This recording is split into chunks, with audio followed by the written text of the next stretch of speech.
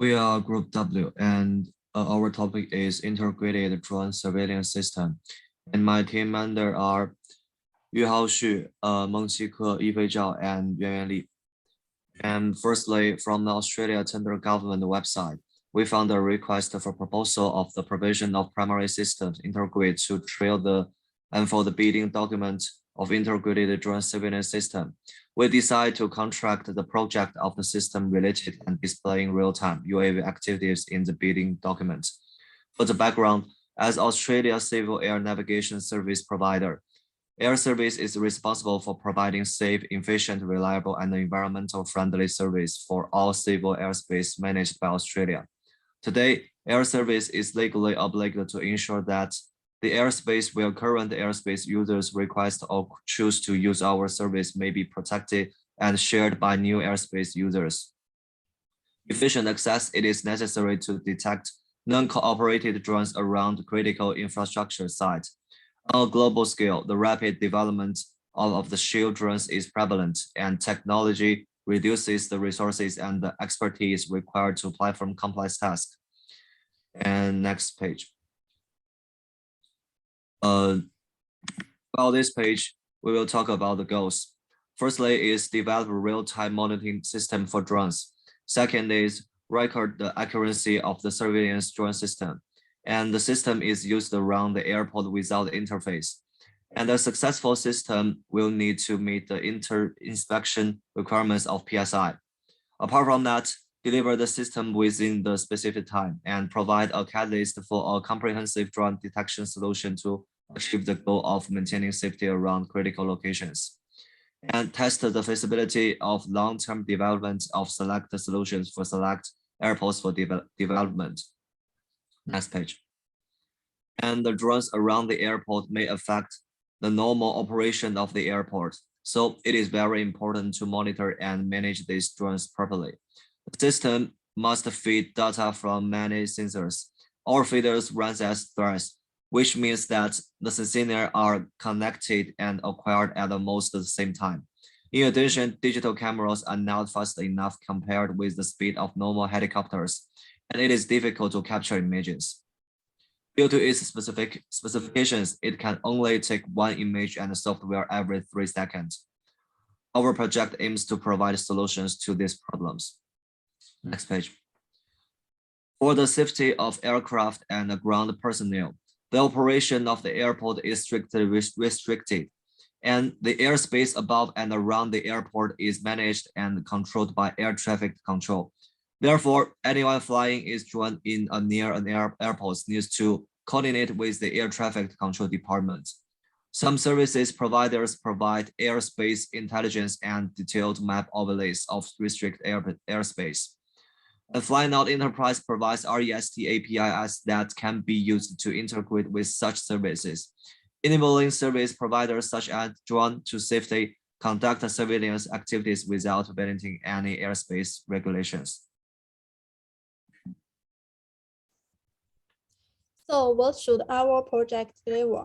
From the perspective of project management, we need to understand this project and make a project scope for it, and make a reasonable planning for tax time of the project by using WBS before planning. In addition, according to the tender, our project plan is to develop a system compatible with other commercial off-the-shelf sensors that can correctly UAV activity. Therefore, you need to consider the hardware requirements required by a system. As for the software development module, factors related to UAV activities such as positioning, monitoring, map display should also be taken into account. Now, who are our stakeholders?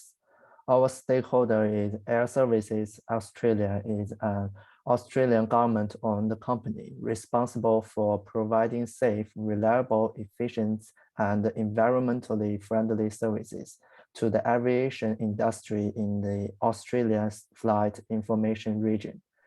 Some of the responsibilities of air services include air traffic control, route navigation, and communication facilities, release of aviation data, and the airport rescue and firefighting services.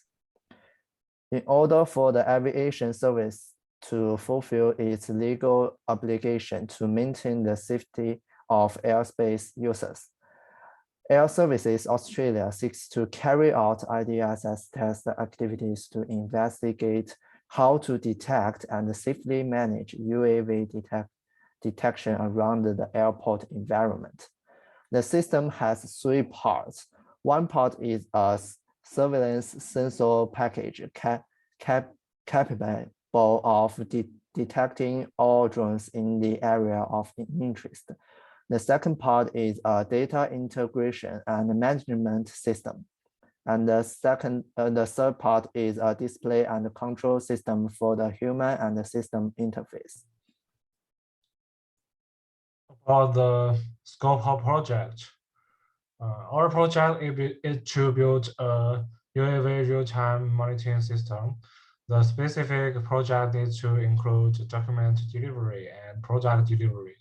Document delivery includes project plan, WBS Gantt chart, network diagram, and cost analysis and risk management. Product delivery includes a set of surveillance sensors, data integration and management system, and display and control system, and so on. There is a more detailed description in the scope table next to it. Regarding what is not in the project, one is that our products do not provide solutions to the potential threats of the drone. And the other is that we do not provide methods for accessing systems and data on the mobile terminal.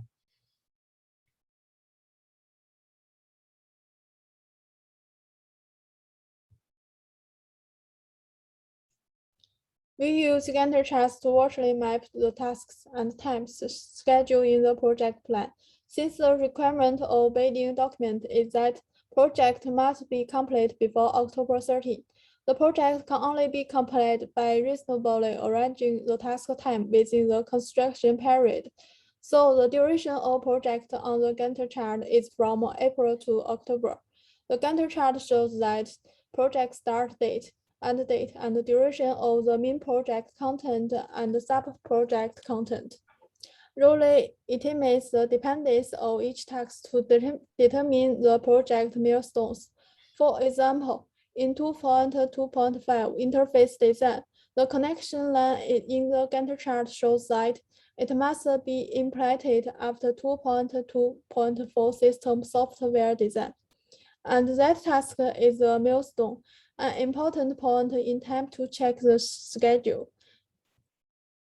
This is WBS is the final version of our defined work package, breaking the project down into tasks and work. After reasonable project time planning, we divided the main tasks into 5 parts. First, the main task of project management work package is to make an overall strategic plan for the project plan and function or collection before project starts. Second, the main task of system design work package is to analyze the model, the whole and part of the system, and then carry out the functional design and software and hardware design according to the overall architecture.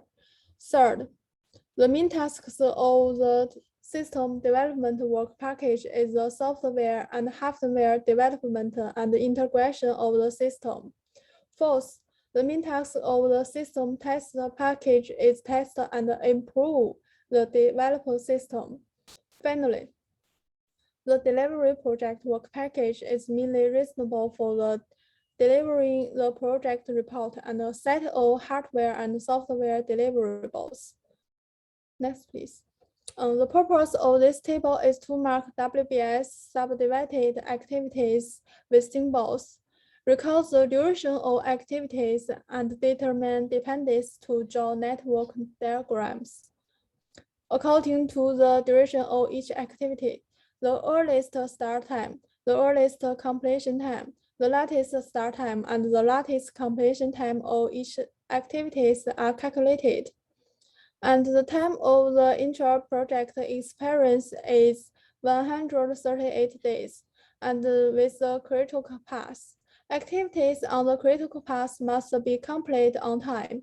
So we can use the network diagram to evaluate and integrate project resources and prevent the risk of the increasing cost or project delays if the project is not complete on time. Next, please. The RACI matrix is a powerful tool to help improve the communication efficiency and execution efficiency of our projects. Use RACI matrix to organize the personnel in the team to clarify their roles and responsibilities so that everyone knows what they are responsible for, who should be used to communicate more efficiently when problems occur, and so on. Among them, R stands for responsible, A stands for accountable, C stands for consulted, and I stands for informed. For example, for project delivery, the function manager is the activity facilitator. The Scrum Master is responsible for the task. The product owner is accountable for the task. The Scrum team is the activity facilitator, and the project manager is the task facilitator too. The specific RACI information of the all task stream in the project are listed in the above table. Now we build the budget table according to the above work breakdown structure. We divide the cost into indirect costs and direct costs. The indirect cost is divided into project management, testing and improvement, and the delivery project budget support. The direct cost is reflected in the system design and the system development budget. In this budget table, we show the working time and the cost per hour of each work breakdown structure, as well as the budget proportion of each work breakdown structure level 2 in the whole. As can be seen from the budget table, the total budget of our project is 241,300 Australian dollars. The total indirect cost is 44,900 dollars, accounting for about 20%. The direct cost is about 196,000 dollars. According to the budget table and the WBS, we will allocate a certain cost every month as the cost baseline. We will mainly focus on the project management and the requirements and analysis in April, while software design and the development will be carried out from May to October.